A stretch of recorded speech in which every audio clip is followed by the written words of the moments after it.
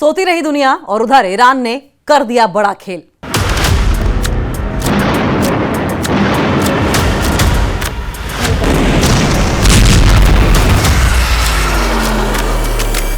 परमाणु बम बनाने के लिए किए ताबड़तोड़ विस्फोट, हिल गए अमेरिका और इजराइल। एक तरफ ईरान और अमेरिका के बीच परमाणु कार्यक्रम को लेकर बातचीत चल रही है, तो वहीं दूसरी तरफ ईरान ने पूरी दुनिया की आंखों में धूल झोंकते हुए परीक्षण भी कर लिया है। इंटरनेशनल एटॉमिक एनर्जी एजेंसी के रिपोर्ट के मुताबिक ईरान ने चुपचाप तरीके से परमाणु बम बनाने की दिशा में आगे बढ़ते हुए कई विस्फोट किए हैं।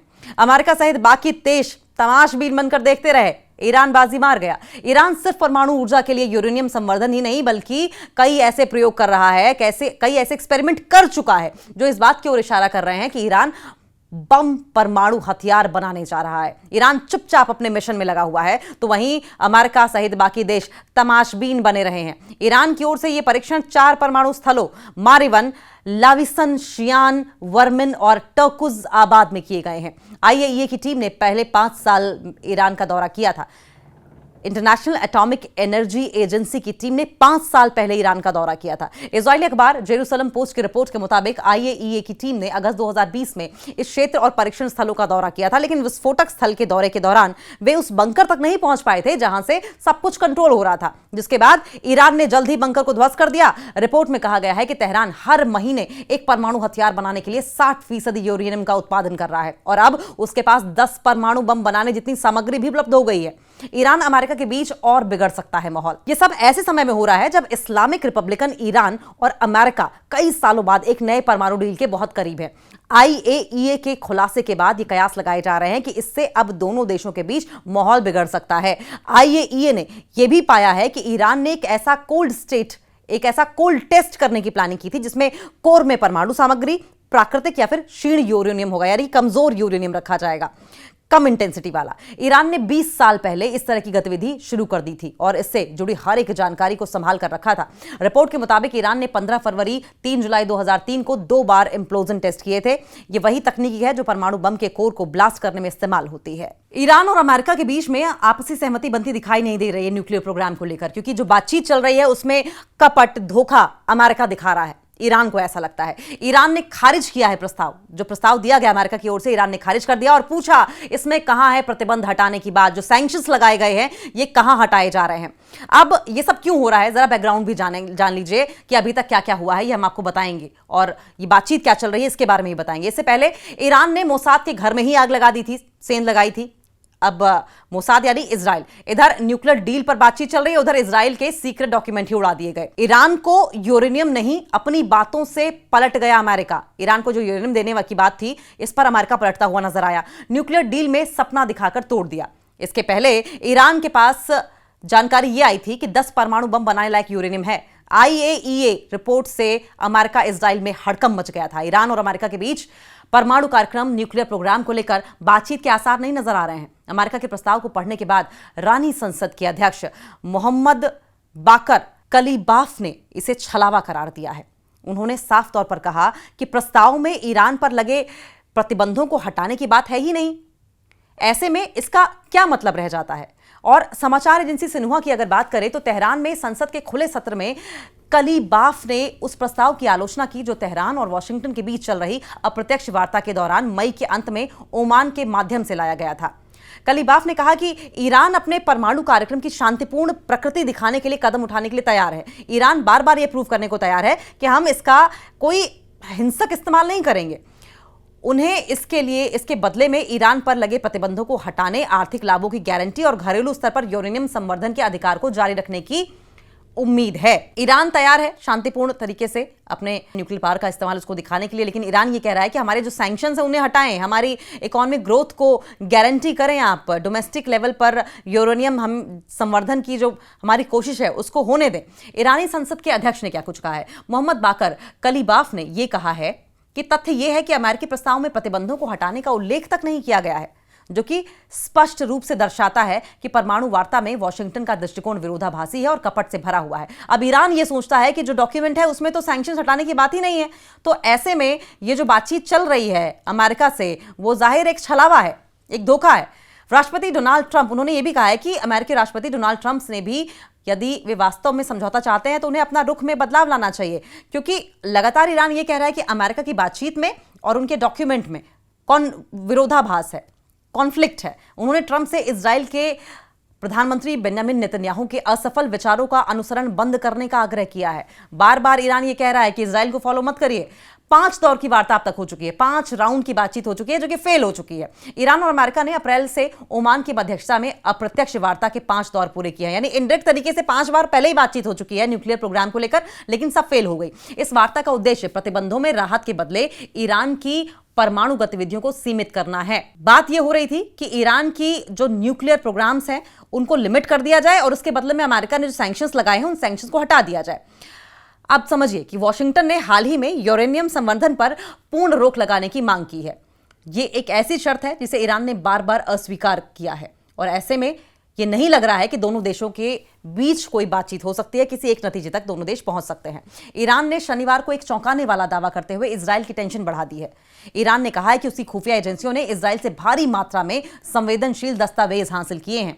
ये सीक्रेट डॉक्यूमेंट इजराइल के परमाणु कार्यक्रम से जुड़े हुए हैं। दावा यह भी है कि दस्तावेज 1 साल पहले हुए साइबर हमले में हासिल हुए थे, लेकिन उन्हें सुरक्षित तरीके से ईरान लाने के लिए लंबे समय तक न्यूज ब्लैकआउट रखा गया। यह खुलासा ऐसे वक्त में हुआ जब ईरान और पश्चिमी देशों के बीच उसके परमाणु कार्यक्रम को लेकर तनाव बढ़ रहा है। ईरान की सरकारी मीडिया, जिसका नाम प्रेस टीवी है, प्रेस टीवी ने अनाम सूत्रों के हवाले से, सूत्रों की जानकारी नहीं दी है, लेकिन कुछ सूत्र ये कह रहे हैं, एक रिपोर्ट दी है कि इजरायली परमाणु रिसर्च सेंटर पर एक साइबर अटैक में हजारों दस्तावेज, तस्वीरें और वीडियो हासिल किए गए हैं। इस कलेक्शन को इतना बड़ा बताया गया है कि अब तक उसे खंगालने में ईरान को महीनों का वक्त लग गया है। प्रेस टीवी की रिपोर्ट के मुताबिक ऑपरेशन पहले ही पूरा हो चुका था, लेकिन दस्तावेजों की सुरक्षा और उन्हें ईरान लाने के दौरान किसी भी रिस्क से बचने के लिए मीडिया से दूरी बनाई गई। और अब जबकि अमेरिका और इजराइल की ईरान के परमाणु फैसलों पर नाराजगी लगातार बढ़ती जा रही है, ईरान ने यह कार्ड खेल दिया है। ईरान पर हमला नहीं करेगा इजराइल। देखिए, गौरतलब यह है कि 2018 में इजरायली प्रधानमंत्री बेंजामिन नेतन्याहू ने दावा यह किया था कि उनकी एजेंसियों ने तेहरान से ईरान के परमाणु कार्यक्रम की पूरी आर्काइव चोरी की थी, जिससे कि दुनिया को पता चला कि ईरान ने पहले से ज्यादा परमाणु विकास किया था। अमेरिका में राष्ट्रपति डोनाल्ड ट्रंप के सत्ता में आने के बाद से ईरान के साथ एक बार फिर न्यूक्लियर डील पर बातचीत शुरू हो गई। इजराइल ने ट्रंप को आश्वासन दिया है कि जब तक न्यूक्लियर डील पर बातचीत फेल नहीं होती तब तक वो ईरान की परमाणु साइटों पर हमला नहीं करेगा। मिसाइल बनाने वाली चीजें मांग रहा है ईरान।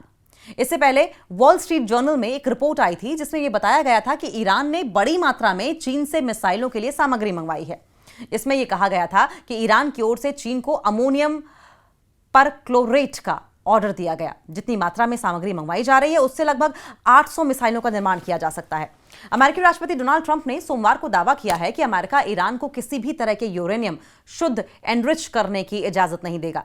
उन्होंने अपने social media platform truth social पर लिखा, हमारे संभावित समझौते के तहत ईरान को यूरेनियम प्लोरिफरेशन की कोई अनुमति नहीं दी जाएगी। उनके इस बयान के बाद सवाल ये उठ रहे हैं कि क्या अमेरिका की लीडरशिप ये तय नहीं कर पाई है कि आखिर ईरान से क्या डील करनी है, क्योंकि ट्रंप का यह बयान उनके दूत स्टीव विटकॉफ की ओर से शनिवार को ईरान को दिए गए प्रस्ताव के उलट है। अब समाचार एजेंसी एक्सियोस के मुताबिक इस प्रस्ताव में ईरान को सीमित मात्रा में निम्न स्तरीय यूरेनियम प्लोरिफरेशन की अनुमति दी गई है, जो कुछ समय के लिए ही हो गई। साथ ही ईरान के परमाणु सुविधाओं को पूरी तरीके से बंद करने की भी मांग नहीं की गई है।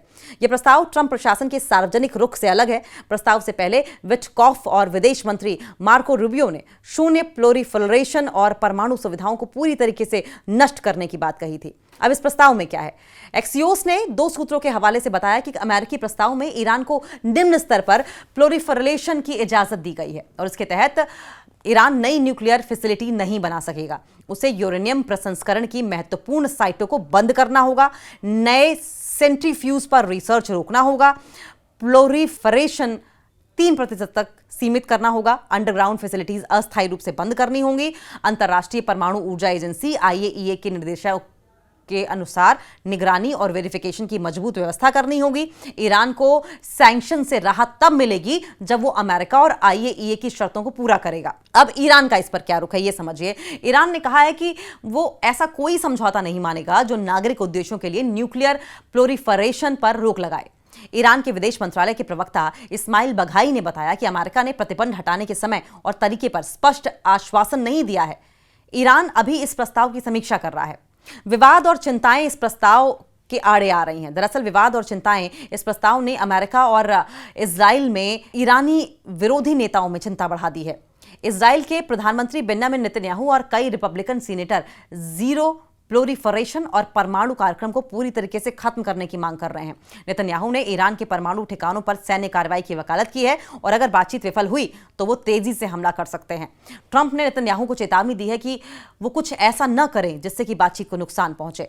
अंतर्राष्ट्रीय ऊर्जा एजेंसी यानी कि IAEA की एक गोपनीय रिपोर्ट ने दुनिया भर में चिंता बढ़ा दी है। रिपोर्ट के मुताबिक ईरान ने अब तक लगभग 10 परमाणु हथियार बनाने लायक संवर्धित यूरेनियम जमा कर लिया है। इस खुलासे के बाद परमाणु कार्यक्रम को लेकर अमेरिका और ईरान के बीच चल रही बातचीत पर भी सवाल उठने लगे हैं। रिपोर्ट के मुताबिक ईरान ने फरवरी 2024 से अप्रैल 2025 के बीच 60% संवर्धित यूरेनियम की मात्रा को 274.8 किलोग्राम से बढ़ाकर 408.6 किलोग्राम कर दिया है। और देखा जाए तो केवल 3 महीनों में ईरान ने संवर्धित यूरेनियम की मात्रा को लगभग 50% तक बढ़ा लिया है। ईरान एटम बम बनाने के करीब IAEA के मुताबिक यह स्तर हथियार बनाने के बेहद करीब है और इसे 2 हफ्तों से भी कम समय में 90% संवर्धित हथियार योग्य यूरेनियम के स्तर तक बदला जा सकता है। तेहरान दावा करता है कि उसका परमाणु कार्यक्रम पूरी तरीके से शांतिपूर्ण है, लेकिन IAEA ने कहा है कि वो ये पुष्टि नहीं कर पा रहा है कि ईरान की गतिविधियां सिर्फ नागरिक उपयोग तक सीमित है या नहीं। एजेंसी ने यह भी कहा है कि ईरान परमाणु साइटों पर जरूरी जानकारी साझा नहीं कर रहा है। वो पुराने परमाणु उपकरणों को लेकर भी साफ जवाब नहीं दे रहा है। ईरान और अमेरिका के बीच अब तक 5 दौर की वार्ता हो चुकी है, जिनका मकसद एक नया परमाणु समझौता करना है, लेकिन तेहरान ने अमेरिका के हालिया प्रस्ताव को खारिज कर दिया है, उसे अगंभीर बताया है और यह कहा है कि अमेरिका का प्रस्ताव सीरियस नहीं है, सीरियसली लेने लायक नहीं है।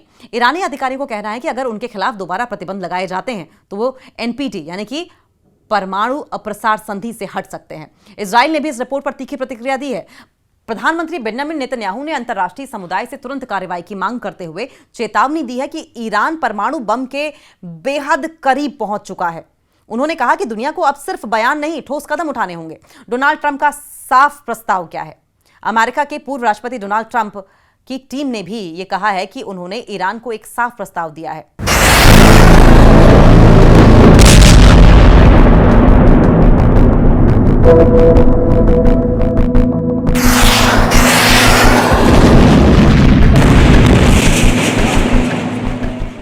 दरअसल जब वो पहले राष्ट्रपति तब यह प्रस्ताव दिया गया था और ये तेहरान के हित में है कि वो इसे स्वीकार करे। ये रिपोर्ट ऐसे समय में आई है जब IAEA बोर्ड की जून बैठक में ईरान के खिलाफ संभावित प्रस्ताव लाया जा सकता है, जिससे कि उसके खिलाफ फिर से प्रतिबंध लगाए जा सकते हैं।